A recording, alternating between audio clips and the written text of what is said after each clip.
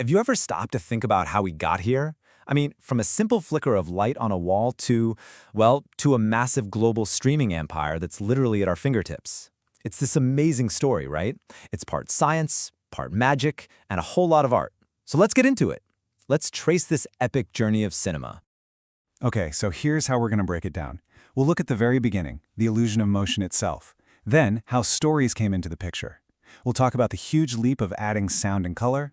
Then, how movies had to reinvent themselves to survive. And finally, we'll land in the digital world we know today. All right, first up, the illusion of motion. Let's start at square one. I mean, the absolute fundamental magic trick behind every single movie you've ever seen is just that, making still images look like they're moving. So how does that trick work? Well, it all comes down to a neat little quirk of our biology called persistence of vision. It's basically this. Your eye holds onto an image for a tiny fraction of a second, even after it's gone. So if you show a bunch of still pictures, one after another, really fast, your brain can't keep up. It just blends them all together, and boom, you see motion. It's basically a hack for our brains. And this didn't just appear out of thin air. It was a slow burn built up over decades. It started with these really cool, kind of simple toys. You had things like the Cinemascope, which was basically a spinning disc that made drawings look like they were dancing. And then you get to Edward Muybridge's legendary experiment. You've probably seen it. He set up a line of cameras to settle a bet about whether a horse's hooves all leave the ground at once when it gallops. Turns out they do. All these little steps, these little inventions, they all paved the way for what we can call the first ever film, a tiny little clip from 1888. All right, next up, the birth of storytelling. So, okay, making pictures move, that's a massive scientific win, no doubt. But it wasn't exactly art. Not yet, anyway. It was more of a novelty. The real game changer, the next giant leap, was when someone figured out you could use this thing to tell actual stories. You see, the earliest films, the ones from guys like the Lumiere brothers, they were basically just documentaries of the mundane. They called them actualities. It was literally just stuff like, hey, look, a train is pulling into a station, or watch these workers leave a factory. And people were amazed. The thrill wasn't the story, because there wasn't one. The thrill was just seeing real life moving on a screen. But then, along comes this guy, a professional magician, an illusionist named George Melier. He sees these little movies, and where everyone else saw reality, he saw magic. He had this aha moment. This incredible machine wasn't just for showing the world as it is. You could use it to create worlds that had never existed before. And this is where you can really see the massive shift. I mean, look at the difference.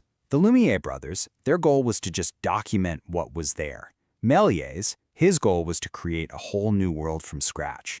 One was about everyday life, the other was about pure fantasy. It was the difference between a window and a portal. And that, right there, that was the birth of telling stories with film. And Méliès was a true pioneer. He basically invented cinematic special effects. He came up with something called the stop trick. He'd literally stop cranking the camera, change something in the scene, and start cranking again. On film, it looked like magic. Things would just appear or disappear. He built these incredible theatrical sets and made over 500 films. And of course, he gave us the one everyone knows, A Trip to the Moon, which is pretty much the first science fiction movie ever.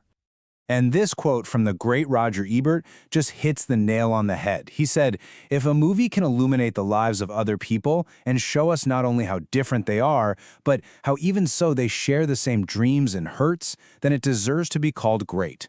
And that's what Méliès unlocked. Cinema stopped being just a trick. It started becoming an art form, a way to connect us. Okay, so our next section is all about adding sound and color. For about 30 years, movies were a totally silent, black and white world. The next big revolution, well, it was a total game changer for the senses.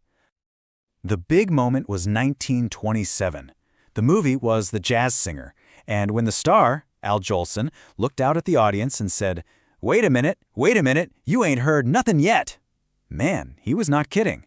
That was it. The talkies were here, and the change was insanely fast. I mean, within just 3 years, silent movies were basically history.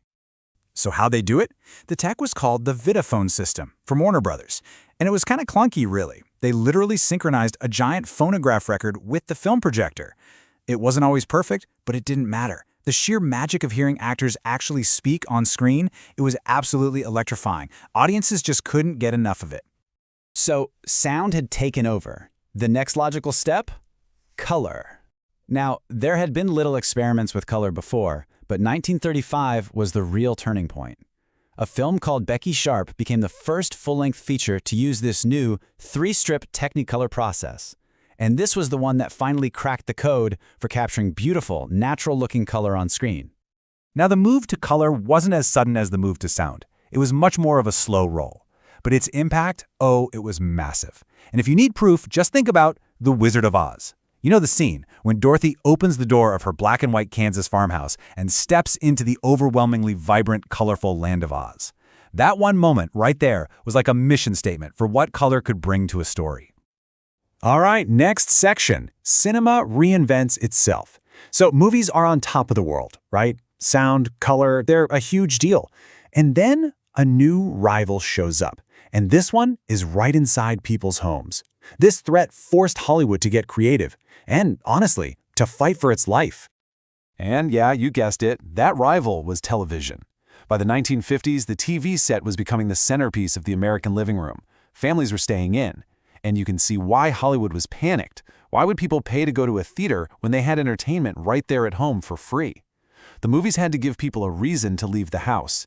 They had to offer an experience you just couldn't get on a tiny black and white screen. So how did Hollywood fight back? They went big. I mean, really big. Screens got wider with things like Cinemascope.